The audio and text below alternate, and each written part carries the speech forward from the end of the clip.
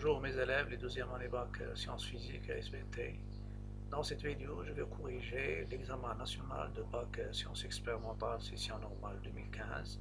Examen non compté, fuite et preuve parce que l'année session normale de l'année 2015, il y avait une fuite, donc les preuves étaient non comptées. Donc, الامتحان الوطني الموحد البكالوريا العادية موضوع تسريب. Après, je vais vous donner l'énoncé et je vais vous donner aussi la correction. Et il y a une partie bien sûr du proba, c'est pas concerné pour l'instant, mais après je vais vous donner c'est-à-dire la correction globale de l'examen. Pour l'instant, je suis intéressé par les complexes.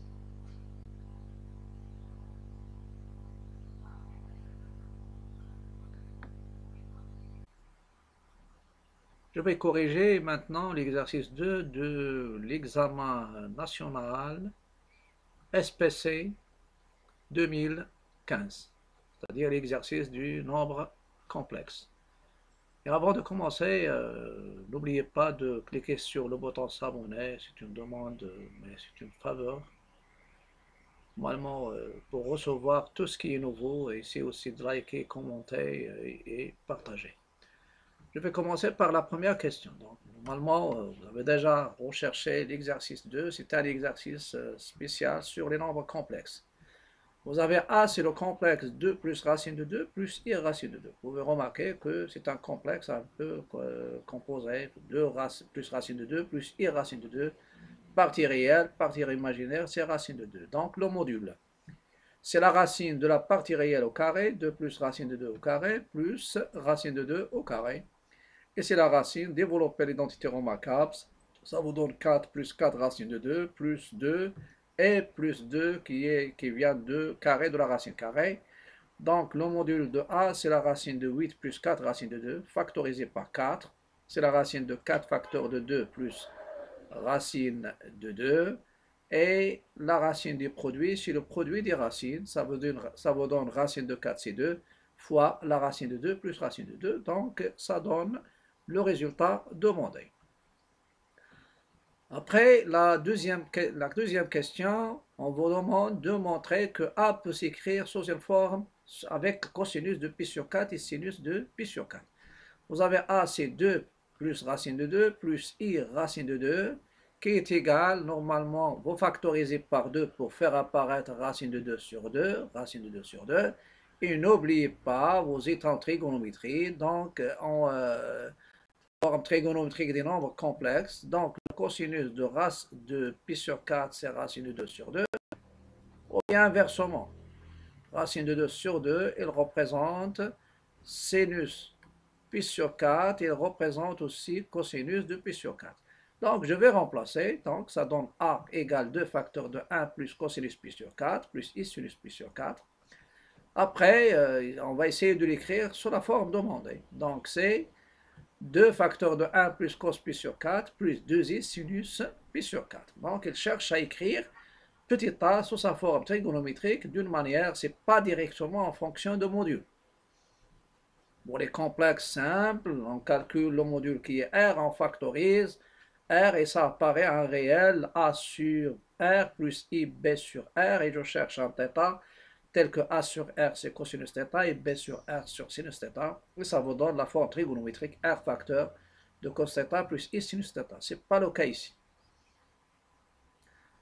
Je passe maintenant à la question troisièmement, c'est-à-dire je vais essayer de utiliser des propriétés de la trigonométrie, c'est-à-dire des formules trigonométriques. Et ça apparaît une chose qui est aussi donnée dans l'exponentiel complexe, ce qu'on appelle la linéarisation. Et j'ai déjà réservé pour les gens qui sont intéressés par la linéarisation, vous pouvez revenir à mes vidéos dans la chaîne. Il y a normalement dans la partie de nombres complexes comme application, formule de Moivre et linéarisation. Donc, et je vais donner l'essentiel ici. Linéarisation de cosinus carré θ, c'est-à-dire écrire cos carré θ en fonction de cosinus de 2θ et sinus de cosinus de 2θ ici. On sait que cos θ, c'est E et θ plus E moins et θ sur 2. Et si vous voulez avoir le sinus, c'est E et θ moins E moins et θ sur 2i. Avec E, c'est la notation exponentielle ou bien c'est l'exponentielle complexe. C'est E et θ, c'est cos θ plus I sinus θ. Et il y a des règles que je vais appliquer. Je vais appliquer que E I alpha fois E moins I alpha, c'est l'exponentielle de la somme. Exponentielle I alpha moins I alpha, c'est l'exponentielle de 0, c'est 1. Et vous avez la formule de Moivre. E et alpha, le tout à la puissance n, c'est exponentielle I n alpha, avec n un entier naturel. Et vous avez aussi, à partir de la formule les formules d'Euler, il y a deux formules d'Euler. La première formule d'Euler, elle donne le cosinus, c'est cos θ égale E et θ plus E moins et θ sur 2. Et le sinus θ, c'est E et θ moins E moins et θ sur 2i.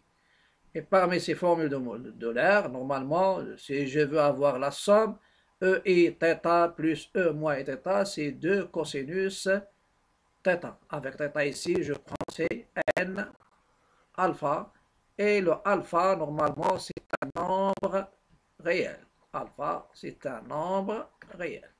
Ça, ce sont les règles pour mieux voir ce que ça veut dire la linéarisation. Essayez de consulter mes vidéos concernant la linéarisation. Donc, dans la partie des nombres complexes. Donc, je reviens maintenant. Cos carré θ, c'est cos θ le tout au carré. Donc, je remplace cos θ par E et θ plus E moins et θ sur 2, le tout au carré, égale 1 quart. Et j'applique fois E et θ plus E moins et θ au carré. Ça, c'est une règle que je l'applique, quelle que soit la puissance de cosinus et aussi sinus. Cos carré θ, ça me donne 1 quart. Et je développe, c'est E et θ au carré, le tout au carré, plus le double produit de E et θ fois E moins et θ, plus E moins et θ, le tout au carré. J'utilise le fait que E et θ plus E moins et θ, c'est 1. Il est égal à 1. Donc, ça va me donner, et je vais regrouper E et θ et j'applique cette formule, qui s'appelle la formule de Moivre.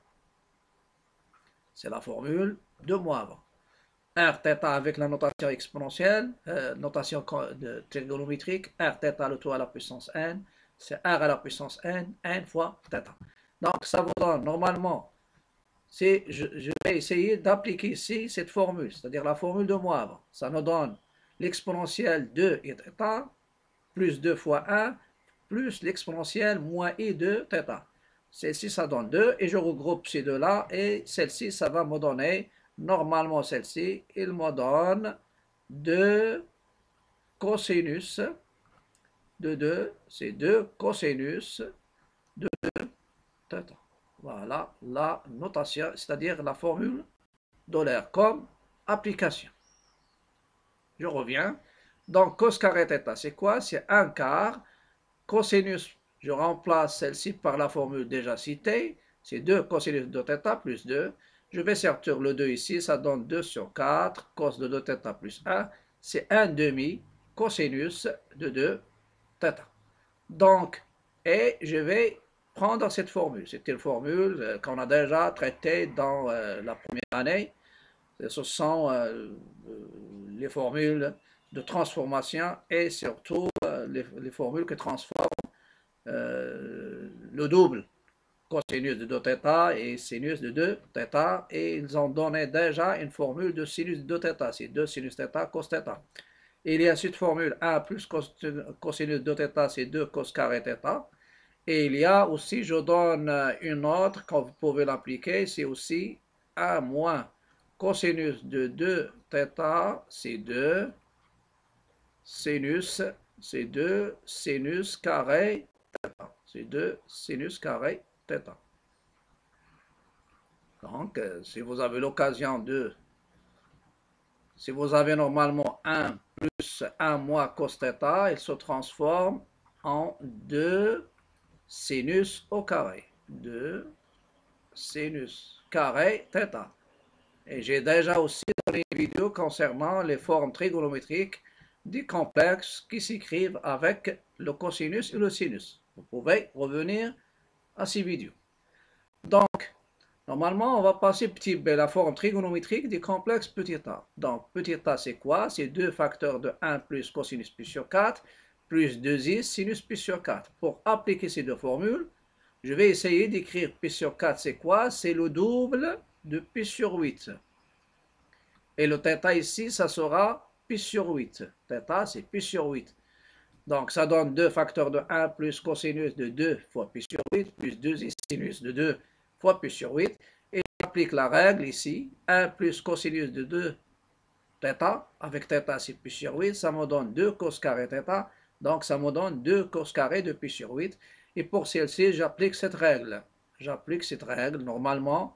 Et ça va me donner 2 fois 2 sinus θ, θ qui est égal bien sûr à pi sur 8, fois cosinus de θ. Et vous pouvez, donc ça donne 4 ici et 4, donc je peux factoriser par 4. Et il y a cosinus de pi sur 8 et il y a ici cosinus pi sur 8. Donc globalement, je peux factoriser par 4 cos de pi sur 8, facteur de cos pi sur 8 plus i sinus pi sur 8. Et pour que ce facteur soit, il représente le module, il faut qu'il soit positif. Je sais que pi sur 4, il est positif, et pi sur 8, c'est aussi entre 0, c'est la moitié bien sûr de pi sur 4, et ce sont des angles qui sont entre 0 et pi sur 2 strictement. Donc le cosinus, il est positif. Je le multiplie par 4, ça reste positif. Donc, quelle est la forme trigonométrique de A? A, son module, c'est 4 cosinus pi sur 8. Et n'oubliez pas qu'on a, dans la question 1, on a déjà trouvé le module de A avec, bien sûr, la racine carrée. Et l'argument, un argument, c'est pi sur 8. Voilà. Voilà, ça c'est la question. La question, c'est la question petit b. La question petit b. Il y a une déduction pour la question petit b. C'est la puissance. On a A, c'est r θ. Ça, c'est l'écriture trigonométrique. Avec r, c'est le module de A.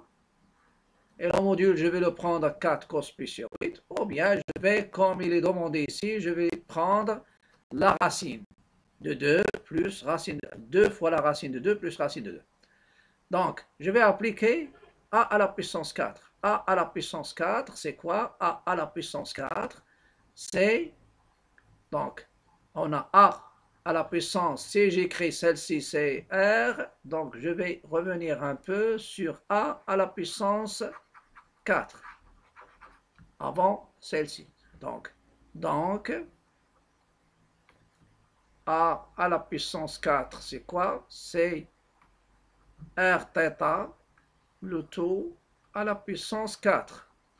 Et d'après la formule de Moivre, r θ le tout à la puissance n, c'est r à la puissance n, donc r à la puissance 4. Et vous multipliez l'argument par la puissance, donc c'est 4 θ. Avec θ, c'est quoi? C'est pi sur 8.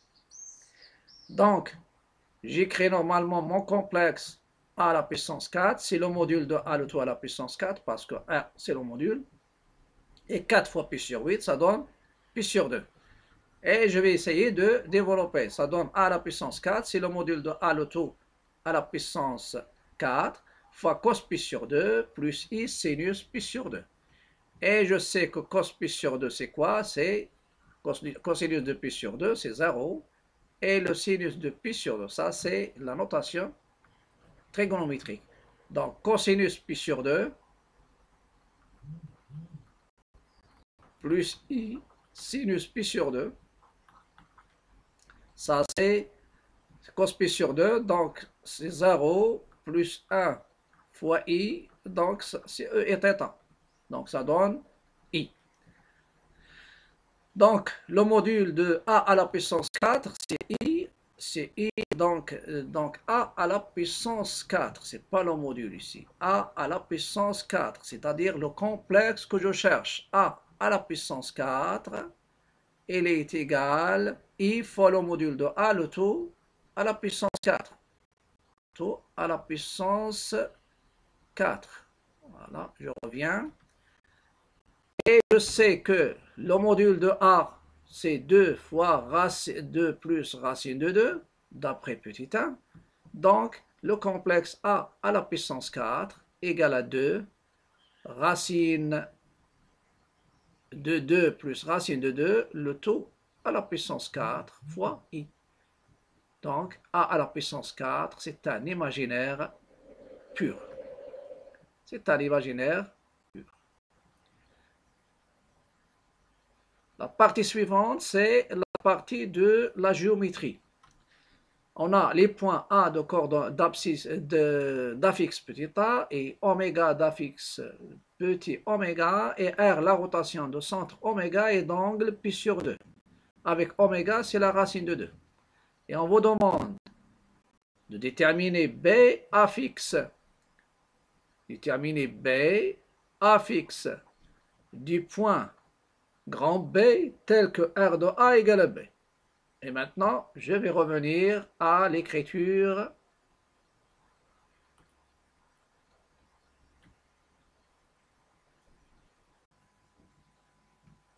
Dans l'exercice 2, grand 2, on a les points A d'affixe petit a et oméga d'affixe petit oméga et R la rotation de centre oméga et d'angle pi sur 2. Avec oméga, c'est petit oméga, c'est racine de 2. Déterminons B l'affixe du point B tel que R de A égale à B. On sait que l'écriture complexe de la rotation R de centre oméga et d'angle θ tel que R de M égale à M', bien sûr avec M d'affixe Z et M' d'affixe Z'. C'est quoi? C'est Z' égale E et θ, Z moins Z oméga plus Z oméga. Ça, c'est la règle générale. Je vais l'appliquer maintenant. On a R de A égale à B, donc ZB égale E et pi sur 2, ZA, parce que ZA c'est l'antécédent, moins Z oméga plus Z oméga. Je remplace ZB par B, E et θ c'est E et pi sur 2, normalement c'est I, E et pi sur 2, il est égal à I. ZA c'est petit a, Z oméga c'est racine de 2, et je remplace, et je vais remplacer A par 2 plus racine de 2 plus I racine de 2, moins racine de 2 ici, en simplifiant, ça reste, et après, en simplifiant, ça reste uniquement I racine de 2 avec 2, je développe, n'oublie pas ce racine de 2 là, donc c'est 2i, moins plus I carré racine de 2, c'est moins racine de 2, plus racine de 2, et après je vais simplifier, et ça me donne le B. Après, je vais passer à la dernière question de l'exercice des complexes. Soit M un point du plan complexe tel que le module de Z moins 2i égale à 2. On sait que B est d'affixe 2i. Donc, le module de Z moins 2i égale à 2 et je sais que la distance AB c'est quoi? C'est le module de ZB moins ZA. Donc, le module de Zm moins Zb qui est égal à 2 et le module de Zm moins Zb c'est la distance Bm. Donc normalement ça c'est l'ensemble des points équidistants à un point fixe, c'est-à-dire le point B il est fixe, ça va donner il va jouer le rôle bien sûr des centres et le point M bien sûr c'est un point du plan et la distance ça reste toujours c'est la même distance qui est égale bien sûr à 2. Donc dans ce cas-là, c'est l'ensemble équidistant à un point donné. Donc l'ensemble du point qu'on cherche, c'est quoi? C'est le cercle, je le nomme C, de centre B et de rayon 2. Donc ça termine la question, l'exercice bien sûr des complexes. Maintenant, je vais passer à l'exercice du probabilité. Dans l'exercice de proba, une urne U1, il contient bien sûr 7 boules, ils sont réparties 4 rouges et 3 vertes. Les boules normalement sont indiscernables au toucher. L'urne U2 contient 5 boules, 3 rouges et 2 vertes, elles sont aussi indiscernables au toucher. Et il y a deux expériences qu'on va considérer. Et vous savez bien qu'il faut savoir que lorsqu'on change l'expérience, donc les résultats ça change, donc l'univers ça change et la méthode aussi de calcul ça change. Donc dans grand 1, on considère l'épreuve suivante, c'est une expérience, on tire simultanément et au hasard 3 boules de l'urne U1, donc l'ensemble des résultats ce sont des combinaisons de 3 boules parmi le nombre total qui est 7. Donc, cardinal de oméga dans ce cas-là, ça sera 7 fois 7. Parce que c'est le tirage simultané, on va s'intéresser bien sûr aux deux événements. On tire une rouge et deux qui sont vertes. Et l'événement B, on tire 3 boules de même couleur, ça veut dire réparties sur les couleurs qui sont données, soit 3 rouges ou bien 3 vertes. Et on vous demande de montrer que la proba de A c'est 12 sur 35, la proba de B c'est 1 sur 7. Dans 2, on considère une autre expérience. On tire simultanément et au hasard 2 boules de U1, puis on tire au hasard une seule boule de U2. Une seule boule de U2. Et dans ce cas-là, on vous demande, et ils ont donné l'événement C, tirer 3 boules rouges, et on vous demande de montrer que la proba de tirer 3 boules rouges, ce n'est rien d'autre que C sur 35. Et je vais passer aux solutions. Donc, normalement, j'ai déjà dit qu'on tire au hasard et simultanément 3 boules de l'urne U1. Donc, on tire simultanément 3 boules de l'urne U1. Donc, oméga, ça sera formé par les combinaisons de 3 éléments, 3 boules parmi 3. Donc, le nombre total, c'est 7, 3 parmi 7 et c'est 35. La valeur, c'est 35. L'événement, on tire une boule rouge et deux vertes. Ça veut dire c'est l'événement 2 rouges et vertes. Donc, cardinal de A, c'est quoi? C'est une boule rouge. Donc, vous avez une boule, une seule rouge, une boule rouge et deux vertes. Et deux vertes. C'est pourquoi je prends une boule rouge par mes combien de boules? Il y a 4. Et je complète par deux vertes par mes 3. Ça donne C1 4 fois C de 3, ça donne 4 fois 3, c'est 12. Et la probabilité de A, c'est quoi? C'est 12 sur 35. C'est la probabilité, ou bien c'est le résultat donné. Je passe maintenant à l'événement tirer 3 boules de même couleur. Ça veut dire 3 rouges ou bien 3, bien sûr, de tirer normalement, nous sommes dans l'expérience dans grand 1, c'est tirer 3 boules simultanément de E1. Donc, dans grand 1, on s'intéresse à l'urne U1. Quelle est la probabilité de B? La probabilité de B, c'est normalement, vous avez 3 rouges et le nombre de manières, c'est 7 3 parmi 4. Le haut, elles s'en transforment en somme. Et vous avez les verts, vous avez 3 verts, donc c'est 3, 3. Sur le global, c'est 3, 7. Ça vous donne 4 plus 1, c'est 5 sur 35. Et en simplifiant, ça vous donne la probabilité de B, c'est 1 sur 7. On passe maintenant à une expérience qui est un peu nouvelle, mais on peut sortir facilement de cette expérience. On tire 2 boules de U1 et une boule, puis, ça veut dire ici, non pas dit A, donc il y a normalement le premier tirage, il s'effectue dans l'urne U1, puis le deuxième, il s'effectue dans l'urne U2. Donc dans ce cas-là, oméga, ça va changer. Et vous pouvez même noter oméga, même s'il y a dans les deux. Mais en général, on peut faire oméga prime, donc cardinal normalement ici, cardinal de l'univers qu'on a maintenant, que je vais le nommer U prime, c'est quoi? C'est C2 parmi 7 et complété par C1 parmi 5. Et ça va donner normalement C2, 7, c'est quoi? C2, 7. C de 7. Donc, normalement, C de 7. C de 7, c'est 21. Donc, finalement, ça va vous donner 35. C'est pas, c'est 21. C'est 21 fois 5. 21 fois 5. 21 fois 5. Et ça va vous donner, c'est 21 fois 5. Ça, c'est le nombre de combinaisons de 3 boules, mais cette combinaison s'est formée d'une manière bien déterminée dans l'expérience. C'est 2 boules de U1, donc c'est C2 parmi 7, ça donne 21, et complété par une boule de U2, et c'est CA5, et 5 fois 1 c'est 5, donc c'est 105. Donc cardinal de oméga prime c'est 5, c'est 105. Et je suis intéressé par tirer 3 rouges. Comment je vais tirer 3 rouges? Donc, ces 3 rouges, il y a une seule manière. Je tire 2 rouges de U1 et je complète par une rouge de U2.